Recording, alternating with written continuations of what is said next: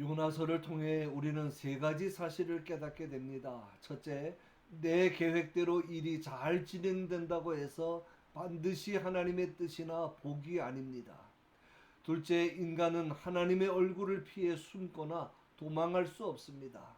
셋째, 하나님은 자기 백성이 죄를 짓고 불순종의 길을 갈 때 끝까지 쫓아가서 붙잡아서 다시 돌아오게 만드십니다.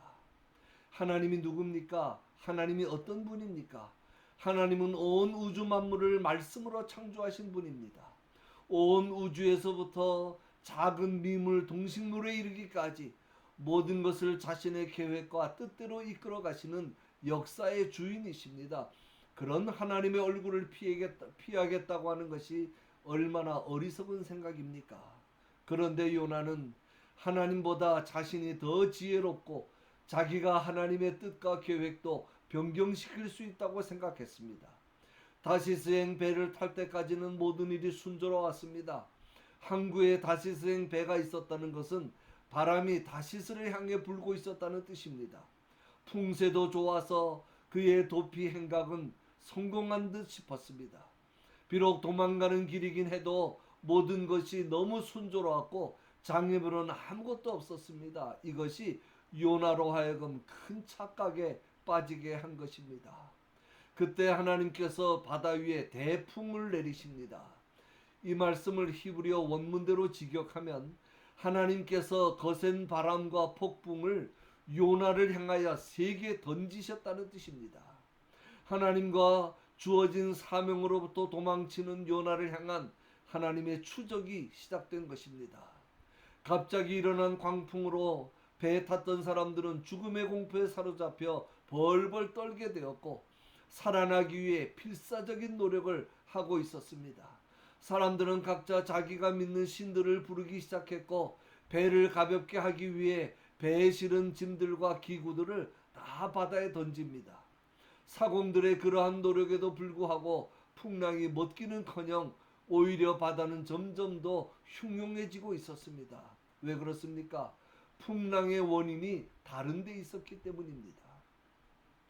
바다에 던져버린 모든 물건들보다 더 무거운 것이 그 배 안에 있었습니다. 그것이 바로 죄라는 짐이었습니다. 이 세상에 죄보다 무거운 짐은 없습니다. 하나님의 명령과 사명을 거역한 요나의 죄는 그가 타고 가는 배 전체의 무게보다 더 무거웠습니다. 잊지 마십시오. 악인도 얼마든지 형통할 수 있고 얼마든지 평안하게 살 수 있습니다. 그러나 그것은 잠시뿐입니다. 결코 오래가지 못합니다. 그러므로 악인이 아무리 형통해 보이고 안락하게 사는 것 같아도 절대로 그것을 부러워하거나 낙심할 필요가 없습니다. 여기에서 우리가 깨달아야 할 중요한 사실이 하나 있습니다. 요나의 불순종한 범죄가 요나의 죄와 상관없는 다른 많은 사람들에게까지 위험에 빠지게 했다는 것입니다. 요나 한 사람 때문에 지금 얼마나 많은 사람이 피해를 보고 있습니까? 꼭 기억하십시오. 하나님의 자녀들의 범죄로 인하여 일어난 세상 풍랑은 이방 불신자들에게까지 피해를 줍니다.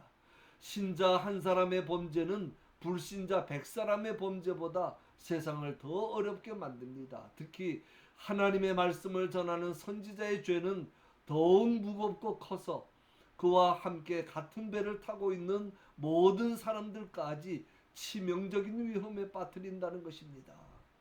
지금도 마찬가지입니다. 세상이 이렇게 어려운 것은 불신자들의 죄 때문이 아닙니다.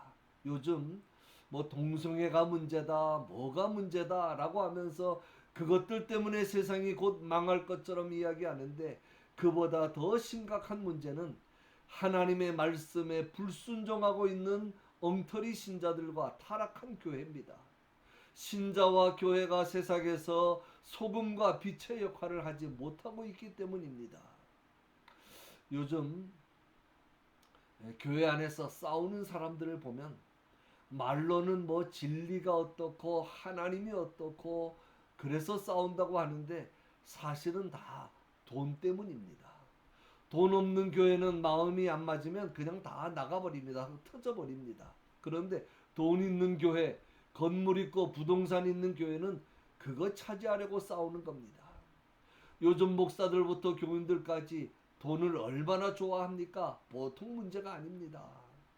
요나는 죄는 자기가 범해놓고 배 밑층에 내려가 잠을 자고 있습니다. 그런데 성경 원문을 자세히 보면 요나가 풍랑으로 인한 소동이 일어나기 전부터 잠을 자고 있어서 소동이 난 줄을 몰랐던 것이 아닙니다. 풍랑이 몰아치고 소동이 나기 시작한 것을 보고 그때 내려가서 잠을 청했습니다. 요나는 폭풍이 일어난 것을 보면서도 이건 나와 상관없는 일이다, 우연의 일치다, 배 타고 바다를 건너다 보면 이런 일이 한두 번 일어나나 그러다 말겠지라고 생각하면서 배 밑층으로 내려가 잠을 청한 것입니다. 끝까지 변명하고 발뺌하고 자기를 합리화시키고 있습니다. 죄가 사람을 이렇게 뻔뻔스럽고 미련하게 만드는 겁니다. 그래도 깨닫지 못하자 하나님은 이제 두 번째 방법을 쓰십니다. 요나를 배 밑창에서 끄집어 올려 제비를 뽑게 하십니다. 배에 탄 사람들은 자, 우리가 제비를 뽑아 이 재앙이 누구로 인하여 우리에게 임하였나 알자 하고 제비를 뽑습니다. 누가 뽑힙니까? 당연히 요나가 뽑힙니다. 요나로 인한 재앙이기 때문입니다. 잠언 16장 33절에 사람이 제비는 뽑으나 이를 작정하기는 여호와께 있느니라. 민수기 32장 23절에는 죄는 자기 주인을 알기 때문에 잘 찾아낸다고 말씀합니다. 한마디로 하나님은 절대로 속일 수 없다는 뜻입니다. 사람은 반드시 자기가 심은 대로 거둡니다. 세상에 우연은 없습니다. 모든 것이 다 하나님의 손안에 있습니다. 악한 사람들은 모든 일이 자기 뜻대로 되는 줄 알지만 결국은 하나님의 뜻대로 되게 되어 있습니다. 이걸 잊지 말아야 합니다. 무리들이 제비 뽑힌 요나를 신문하자 요나가 자백합니다. 나는 히브리 사람이요 바다와 육지를 지으신 하나님을 경외하는 자이며 하나님의 얼굴을 피하여 도망가는 중이라. 히브리인이라는 말은 강을 건너온 자라는 뜻입니다. 그는 세상과 구별된 자입니다. 세상에 속한 자가 아닙니다. 그리고 경외한다는 말은 두려워한다는 뜻입니다. 그는 마땅히 세상과 구별되어 하나님을 두려워하며 살아야 할 자입니다. 그러나 요나의 삶은 세상과 구별되지도 않았고 하나님을 전혀 두려워하지도 않았습니다. 죄를 두려워하지 않았으니 하나님도 두려워하지 않은 것입니다. 그래서 자신은 물론이고 주변의 불신자들에게까지 피해를 입히는 삶을 살게 된 것입니다. 뿐만 아니라 불신자들에게 망신까지 톡톡히 당합니다.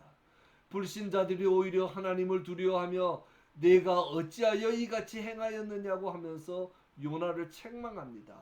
이 말은 하나님을 경외한다는 자가 하나님의 얼굴을 피하겠다니 그것이 가당키나 한 일이냐. 더구나 니느웨 성 백성들에게 말씀을 전해서 구원받게 하라는 그 귀한 사명을 저버리다니 네가 제정신이냐, 네가 왜 이렇게 미련하냐, 그런 말입니다.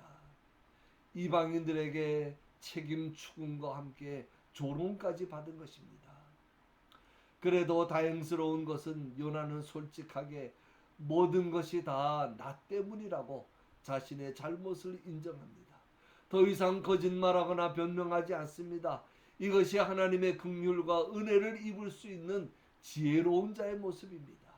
요나는 자신이 하나님 앞에 죄를 지었고 벌을 받아 마땅하다고 생각했습니다.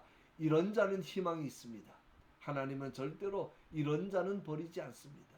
잊지 말고 꼭 기억하시기 바랍니다. 우리는 세상의 소금과 빛입니다. 예수님은 우리에게 소금과 빛이 되라고 하지 않으셨습니다. 구원받아 하나님의 자녀가 된 사람은 이미 소금과 빛이 된 것입니다. 소금은 썩는 것을 방지하고 빛은 어둠을 밝힙니다. 신자가 하나님의 말씀대로 살지 않으면 불신자들에게까지 피해를 주는 것은 물론이고 불신자들에게 조롱을 받습니다. 멸시를 받습니다. 교회도 마찬가지입니다. 교회가 교회답지 못한 모습을 보이고 세상의 소금과 빛의 역할을 감당하지 못할 때 하나님의 영광을 가리는 것은 물론이고 세상으로부터 조롱과 멸시를 받을 수밖에 없습니다. 특히 요즘 아주 너무 많은데요. 절대로 교회 안에서 싸우면 안 됩니다. 요즘 싸우는 교회들이 너무 많습니다. 이유야 어찌됐든 경찰을 부르고 세상법에 고소 고발하고 세상 법정에 재판받으러 다니고, 이건 교회의 길을 포기하는 것입니다. 교회가 아닙니다. 특히 말씀을 전하는 목사가 조심해야 됩니다. 분쟁하는 교회의 대부분이 목사가 원인입니다. 목사의 욕심 때문입니다. 목사만 욕심과 자존심 버리면 거의 해결됩니다. 요나를 보십시오. 말씀 전하는 선지자 한 사람의 죄가 배에 탄 사람 모두를 위험하게 만들지 않았습니까? 결론입니다. 배에 탄 사람들이 요나에게 한 말, 네가 어찌하여 이렇게 행하였느냐, 이 말이 오늘의 우리와 교회를 향한 말씀으로 들려지기를 바랍니다. 그 말에 대해서 요나는 다 나 때문입니다, 요나 때문이 아니고 요 나 때문입니다 라고 자신의 잘못을 솔직히 인정하고 회개합니다. 그리고 나를 들어 바다에 던지라고 말합니다. 요나가 하나님께서 큰 물고기를 준비하신 것을 알고 그렇게 말한 것이 아닙니다. 요나는 죽는 길을 택합니다. 자신은 죽어 마땅한 죄인이라고 생각했기 때문입니다. 하나님은 그런 자를 살리십니다. 하나님은 아무리 죽을 죄를 지은 죄인이라도 자기 백성은 절대로 버리거나 죽이지 않고 은혜로 함께해 주실 줄로 믿습니다.